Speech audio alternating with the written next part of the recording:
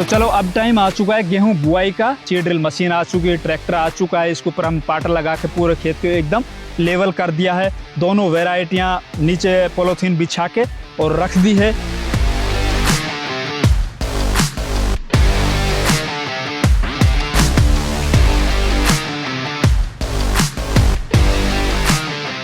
पहले बार हिंदुस्तान में ऐसी वीडियो आप देखने जा रहे हो जिसके अंदर आपको सभी प्रैक्टिकल और एकदम लाइव जानकारी दी जाएगी। नमस्कार दोस्तों, इस सीजन में हम गेहूं बुआई का आज श्री गणेश करने जा रहे हैं। ये हमारा पूरा 2 बीघे का खेत है। इसके अंदर हम 2 वैरायटियां लगाएंगे, दोनों उत्पादन के मामले में सर्वोपरि वैरायटियां, और दोनों का हम अब की बार आप लोगों को कंपैरिजन करके दिखाएंगे किस वैरायटी के अंदर ज्यादा पोटेंशियल है। आज 31 अक्टूबर का दिन है। आज सबसे पहले इसी खेत से हम शुरुआत करेंगे। साथ ही हमारे पास और भी 3 वैरायटियां होंगी। टोटल इस साल हमारे पास 5 वैरायटियां होंगी। तो सबसे पहले इस खेत के अंदर बुआई कर रहे हैं, तो आप लोगों को हम सबसे पहले वो वैरायटियां दिखाएंगे जो अपने आप में पूरे देश में उत्पादन के मामले में अग्रणी है, या फिर सबसे टॉप ट्रेंडिंग वैरायटियों के अंदर ये दोनों वैरायटियां गिनी जाती है। एक है सरकारी यूनिवर्सिटी द्वारा तैयार वैरायटी, दूसरी है एक निजी कंपनी की वैरायटी। बुआई करते वक्त हम कौन कौन सी सावधानियां बरतेंगे, खेत की किस तरह से तैयारी करनी चाहिए। तो आज की जो हमारी ये वीडियो है दोस्तों, ऐसी प्रैक्टिकल वीडियो शायद आपने कभी नहीं देखी होगी। खेत की तैयारी से लेकर गेहूं की बुआई तक वो सभी जानकारियां, वो सभी बारीकियां आज इस वीडियो के अंदर आपको समझा दी जाएगी, जिससे आप भी अपने खेतों के अंदर तगड़े से कहीं ज्यादा तगड़ा उत्पादन ले सको। तो वीडियो को बिल्कुल भी स्किप नहीं करना है, पूरा वीडियो देखना है। हमारे पास ये 2 वैरायटियां इस खेत के अंदर। हमारे 2 बीघा का खेत है। 2 बीघा मतलब हमारा 1 बीघा है 20 बिस्वा का, पक्का बीघा है हमारे पास। 20 बिस्वा का 1 बीघा है। 32 बिस्वा जमीन में 1 एकड़ होता है। मैं बीघे के हिसाब से भी आप लोगों को आगे चल के बताऊंगा उत्पादन, और एकड़ के हिसाब से भी मैं आप लोगों को बताऊंगा आगे चलकर उत्पादन कि इन दोनों वैरायटियों के अंदर किस वैरायटी का ज्यादा उत्पादन निकला था। दोनों वैरायटी को जितने भी क्राइटेरिया हो तो सभी हम शुरुआत से फुलफिल करते चल रहे हैं। एक तो अगेती वैरायटियां हैं, तो भैया अगेते टाइम के ऊपर इनकी शोविंग हो रही है।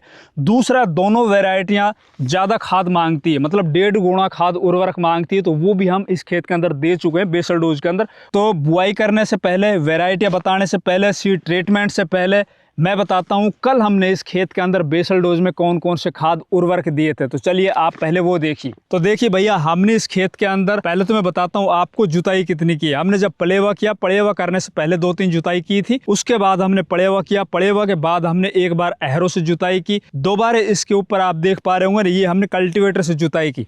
कल्टीवेटर से जुताई करने से पहले इसके अंदर हमने लगभग 30 किलो पर एकड़ के हिसाब से पोटास, म्यूरेट ऑफ पोटास आता है ना, वो लिया, लाल कलर वाला ओरिजिनल, और लगभग 20 से 22 किलो पर एकड़ के हिसाब से यूरिया खाद। ये दोनों मिला के अपने खेत में हाथों से छिटक कर फिर कल्टीवेटर निकाला। अगर हम उन खादों को डीएपी खाद के साथ मिलाकर यहाँ पर मशीन में डाल के उसको बोते, तो यूरिया और पोटास है ना, वो डीएपी के साथ मिलकर ना मशीन के अंदर वो चिकट जाता, मतलब वो गीला हो जाता, पानी बन जाता, और वो पूरी तरह से नीचे से इनमें से निकल नहीं पाता, इन छेद में से। इसलिए हमने यूरिया और जो पोटास है ना, वो पहले हमने छिड़क के और फिर ऊपर से हमने कल्टीवेटर से खेत की जुताई की। देख पा रहे हो आप कितना शानदार खेत बना हुआ है। तो पहले तो आपको यही करना है कि भैया किसी भी खेत के अंदर आप गेहूं बोने जा रहे हो तो उसमें बुआई से पहले अपने खेत के अंदर अच्छे से आपको जुताई कर लेने। अब इसके अंदर आज हम डाल रहे हैं भैया डीएपी, और कल इसके अंदर हम गेहूं की बुआई करेंगे। पूरा दिन डीएपी खाद है ना, वो इसी के अंदर नीचे मिट्टी के अंदर दबा रहेगा, और नीचे नीचे वो एक तरह से पूरे खेत के अंदर फैल जाएगा। लगभग 1 एकड़ की बात करें तो 1 एकड़ में हम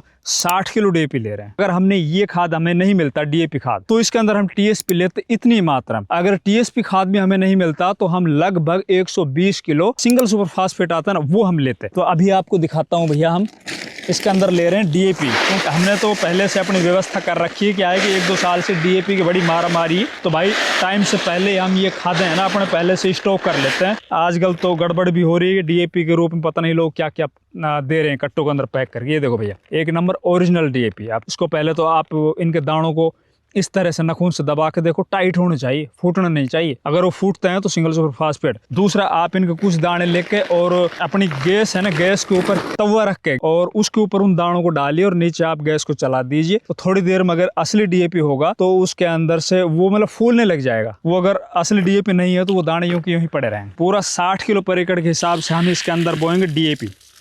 ये देखिए है ना, और डीएपी बो के इसको अच्छे से छोड़ देंगे। कल फिर सुबह जब हम गेहूं बोने आएंगे ना, उस टाइम पर इस पर मैज लगाएंगे, पहले पाटा लगाएंगे। तो भाई मैं इसके अंदर जो 2 वेराइटी लगाने जा रहा हूँ इस खेत के अंदर, वो हाइल्डिंग पोटेंशियल वेराइटियां हैं। तो डीएपी की तो लगभग मात्रा पूरी हो ही गई है। आगे अगर फास्फोरस की आवश्यकता पड़ेगी तो स्प्रे के माध्यम से दे देंगे अपन उसके अंदर।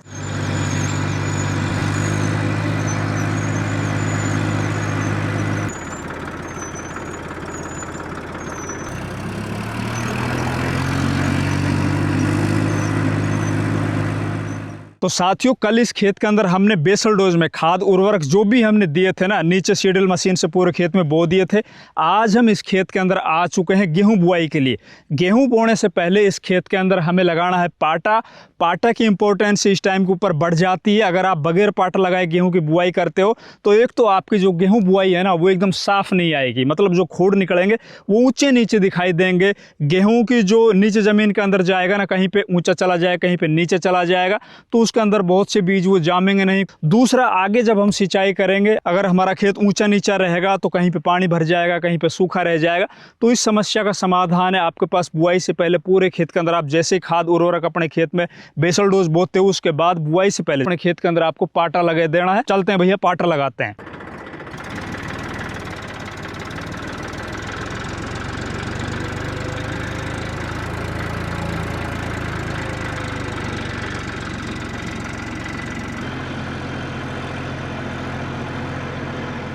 तो चलो, अब टाइम आ चुका है गेहूं बुआई का। सीड ड्रिल मशीन आ चुकी है, ट्रैक्टर आ चुका है, इसके ऊपर हम पाटा लगा के पूरे खेत को एकदम लेवल कर दिया है। दोनों वेराइटियां नीचे पॉलीथीन बिछा के और रख दी है। अब बताऊंगा मैं आपको इन दोनों वेराइटियों के बारे में, और इन दोनों वेराइटियों की बीज मात्रा कितनी हमने पर एकड़ के हिसाब से या पर बीघे के हिसाब से कितनी लेनी है, क्योंकि अगेती बुआई हम करने जा रहे हैं। सबसे पहले तो मैं बताता हूँ भैया बीज मात्रा। तो देखिए दोस्तों, 31 अक्टूबर का दिन है, अगेती बुआई हमारी। अगेती बुआई के अंदर पर एकड़ के हिसाब से 40 किलो बीज सफिशियंट होता, पर्याप्त होता है। जिन खेतों के अंदर अगर आपके खेत अच्छे तगड़े हैं, मजबूत है, आपको विश्वास है आपके खेत के ऊपर, तो उसके अंदर हम थोड़ी सी बीज मात्रा, जो चाहे कंपनियां कितनी रेकमेंड करती है, उसके अंदर भी हम 2-3 किलो कम कर लेते हैं। शुरुआत में तो पौधा ऐसे दिखाई देगा आपको खेत थोड़ा सा खाली खाली, लेकिन बाद में फिर उनके अंदर से जो टिलरिंग निकलेगी, जो फुटान निकलेगा ना, वो देखते ही बनता है, पूरा खेत फिर पूरी तरह से भर जाता है। और उनके अंदर बालियां भी ज्यादा लंबी होती है तुलना में जिन खेतों के अंदर ज्यादा हम सीड रेट डाल देते हैं, ज्यादा बीज डाल देते हैं। तो इनके अंदर हम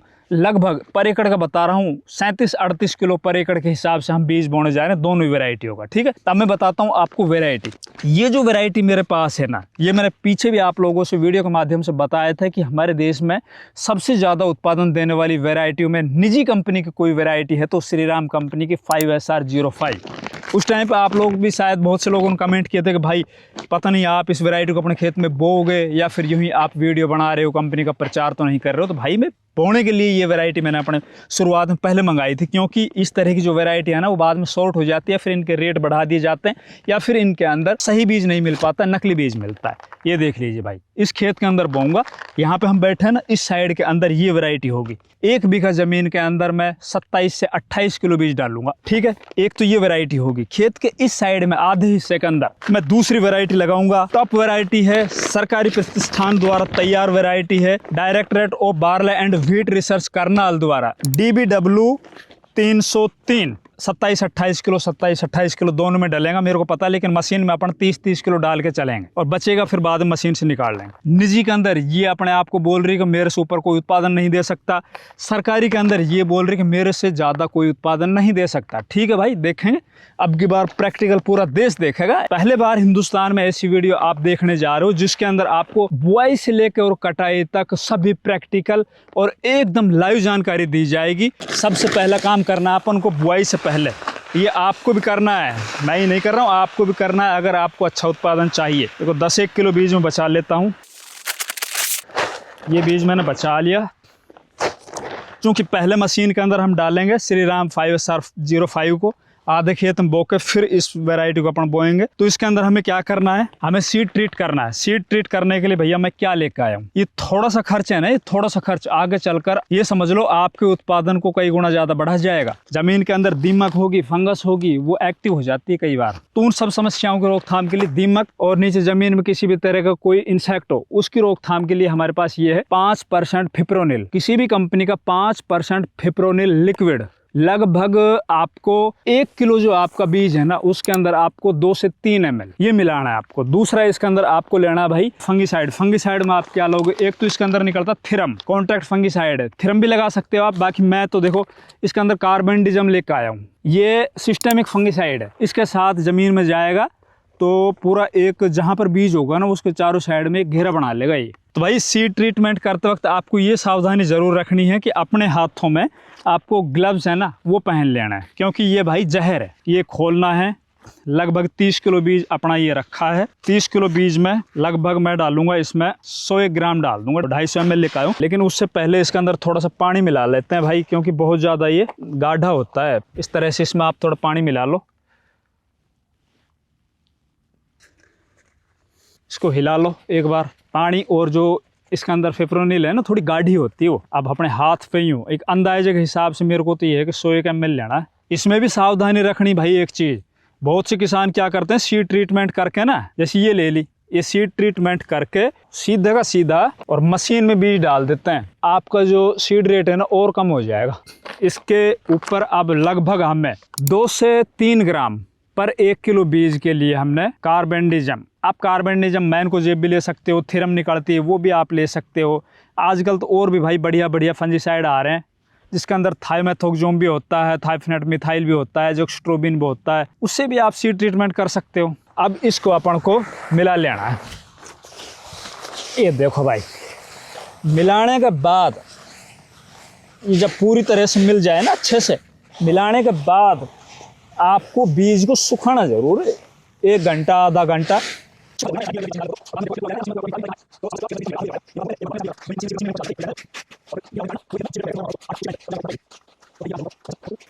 तो भाई सीड ट्रीटमेंट तो हो गया हमारा पूरा। अब इसको हम लगभग 15-20 मिनट, अभी अच्छा धूप है, 15-20 मिनट इसको एक एक दाना करके ना, एक एक दाना करके इसको सुखा लेते हैं भाई।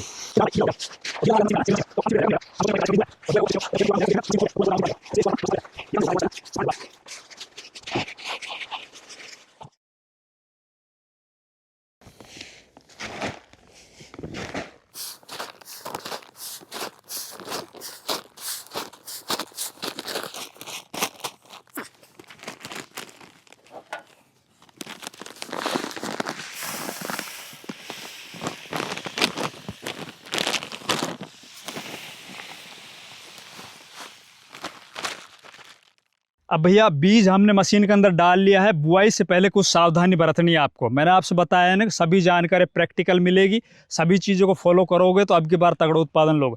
पहले बार तो मशीन में आपको बीज डालने के बाद ये सुनिश्चित करना है कि कितने नंबर के ऊपर आप बो रहे हो। आपके एरिया की जो भी मशीन है उनके अलग अलग नंबर के ऊपर अलग अलग सीड रेट ज़मीन के अंदर जाता है। तो हमारे जैसे ये मशीन हमारे यहाँ रेवाड़ी से आती है, रेवाड़ी की मशीन है, तो इसमें हम 11 नंबर के ऊपर बो रहे हैं। 11 नंबर पे 40 किलो एकड़ का बीज है ना वो गिरेगा, बल्कि 1 आध किलो कम ही गिरेगा, ज़्यादा नहीं गिरेगा। दूसरा काम करना है, मशीन उठा के चलाने से पहले नीचे के जो हड़ है ना उनको सबको झाड़ लेना है। इनके जो मिट्टी वगैरह लगी हुई है, या फिर कई बार क्या होता है मशीन नीचे ज़मीन में टिकी हुई होती है तो इनके अंदर जो नलकी है ना, ये नाली लगा रखी, इनके अंदर मिट्टी घुस जाती है और अपन बगैर सोचे समझे यूँ ही बोना स्टार्ट कर देते हैं। पता तब चलता है जब यहाँ पे दाना फुल भर के नलकी और ऊपर से गिरना चालू हो जाता है। तो यहाँ पे अगर आप इस तरह से कोई लेके और यूँ झाड़ोगे तो वो मिट्टी विट्टी सब साफ हो जाएगी, ठीक है ना। फिर क्या करना है, इसको टेकोगे नीचे, टेक दिया ना। अब टेकने के बाद आपको मशीन ये देखनी, आगे वाले हड़ और पीछे वाले हड़ है ना दोनों बराबर एक समान लगने चाहिए भाई। तो पीछे वाला ये है, आगे वाला ये है, तो कई बार आगे वाला ज़्यादा नीचे गहराई में चला जाता है, पीछे वाला ऊपर रह जाता है, या फिर कई बार अपन वो जो पीछे की टोपलिंग उसको बढ़ा देते हैं तो पीछे वाला गहराई में चला जाता है, आगे वाला ऊपर रह जाता है। तो अपन को बिल्कुल मशीन को एक समान दोनों हड़ है ना वो बराबर लगने चाहिए, ठीक है ना। अब अपन करते हैं इसको बंद। यहाँ पे भी देख लेना चकली, कई बार चकली चलती नहीं है और बोना लग जाते हैं, चकली यूँ घिसड़ती चली जाती है। चकली नहीं चलेगी तो दाना भी नहीं निकलेगा भाई। अब इसकी कितनी गहराई लेनी वो बताऊंगा, और ट्रैक्टर की कितनी गति रखनी है। तो ट्रैक्टर करते हैं स्टार्ट, ये लगाते हैं पहला गियर, और अब देखो इसको सेट करूंगा मैं, सेट करूंगा पहले तो हल्का हल्का,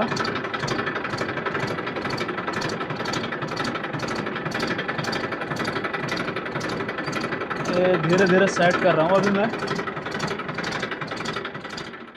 चकली भी चल रही है सही बराबर, दोनों आगे पीछे का हड़ है। ट्रैक्टर की जो स्पीड है ना, आपको 8 से 10 आरपीएम से ऊपर नहीं बढ़ानी है। आराम से वो कोई दिक्कत नहीं आएगी। फिर भी कोई किसी तरह की आप लोगों के मन में कोई शंका है, सवाल है, तो कमेंट करके बताओ भैया, मैं आपको जवाब दूंगा।